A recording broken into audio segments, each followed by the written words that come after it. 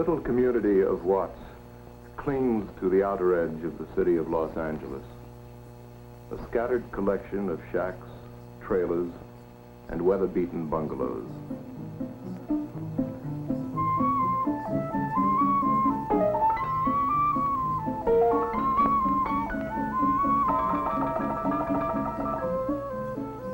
Flat and impoverished, it is the last place on earth to look for the extraordinary or for the shadow of greatness.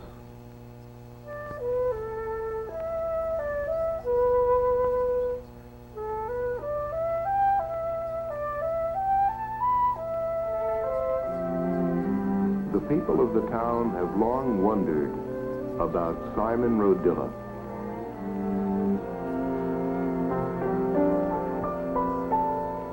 Simon Rodilla, tile setter by trade, Italian-born, American for half a century, builder of defiant towers.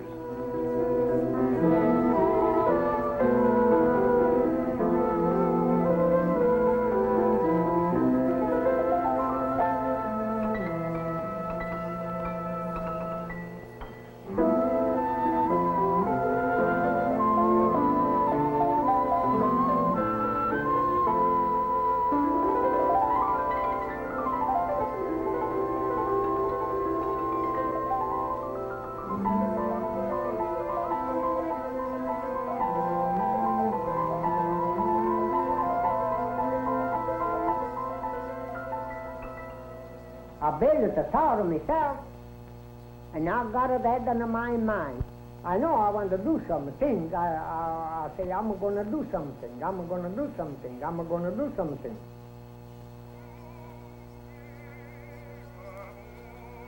For 30 years, a man lives alone in a house with a bed, a chair, a table, with the music and the faded symbols of a time when he was young.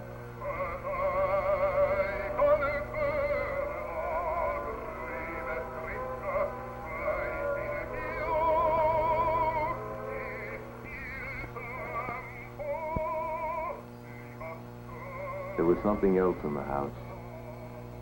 A dream of vast structures.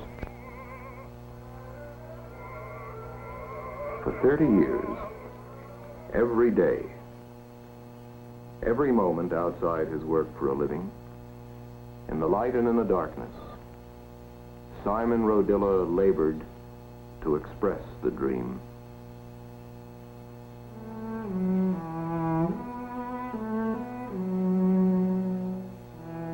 Seashells, broken bottles, pebbles, shattered tiles, with the discarded, the unwanted, the useless, with the debris of a machine-ridden civilization he avoided. He gave color and texture and vitality to the towers as they arose out of his inner necessity.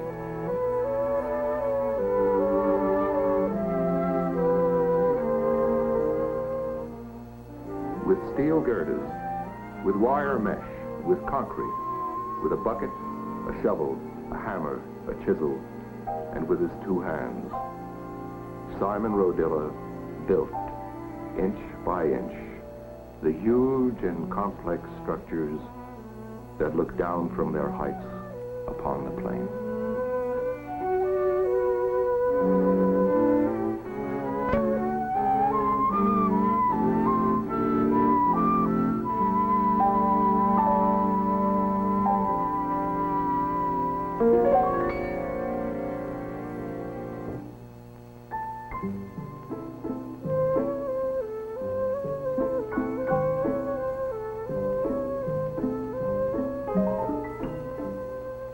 As the towers became a part of the landscape, the neighbors living under their shadow were sometimes doubtful, sometimes tolerant, often bewildered.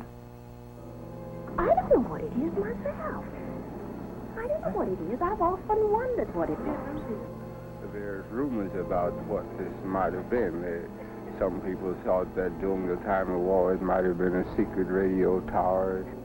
It's just a work of art of an individual, don't you think? The gentleman that made it here, I remember about almost 10 years ago, he was still working on it. So it's a piece of artistry of his, and I guess he gathered the material here and there. To make a pretty scenery, I think. People that come and he could make that place famous around here, anyhow. Well, my estimation about it, many people seem to know anything about it. Because I lived here since 1940, and I didn't know anything about it in 2 blocks of it. I was on May Avenue, and didn't even know nothing about it. I don't went past and seen it. It was believed that Tokyo Rose was born here. They said, well, she was born in Watts, and most likely she was born here.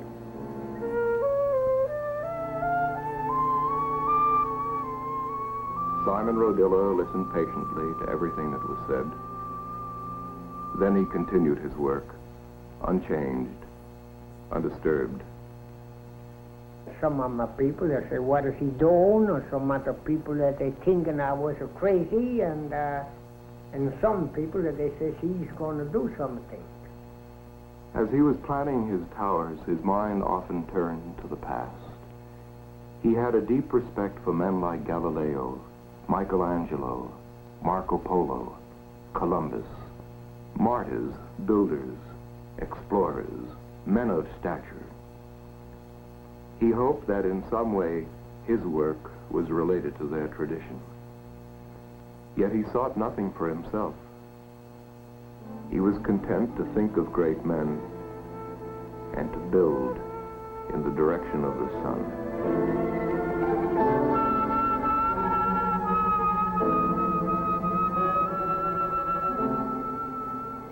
He was undistracted by the great devices and disasters of his era. Radio, television, radar, electronics, the blinding atom flashed across the modern scene. He went on bending steel into girders. All that he wanted to do could be done with the simplest of tools and with his hands.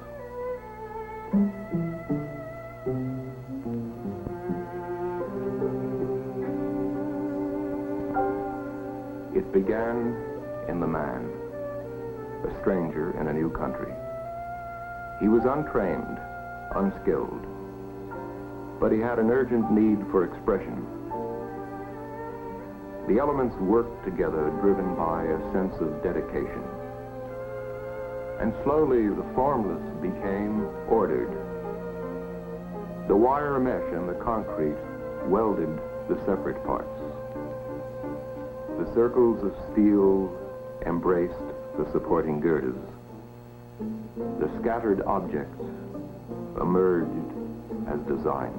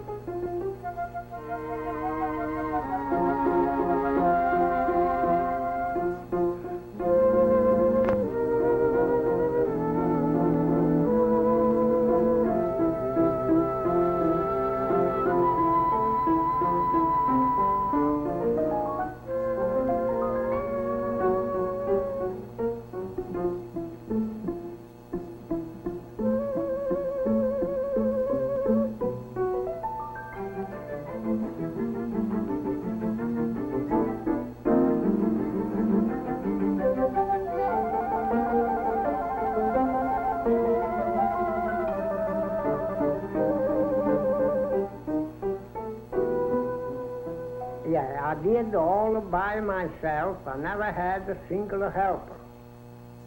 One thing, I couldn't hire any helper. I don't have no money. Not a thing. If I hire a man, he don't know what to do. A million of times, I don't know what to do myself. I was wake up all night. Because this was all my own idea.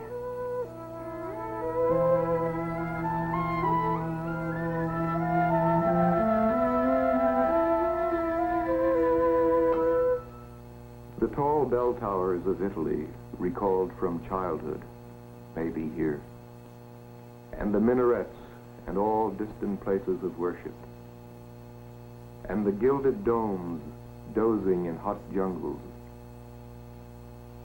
and high, cold, aspiring Gothic cathedrals, and all man's slow, tormented, enduring steps toward some light undefined.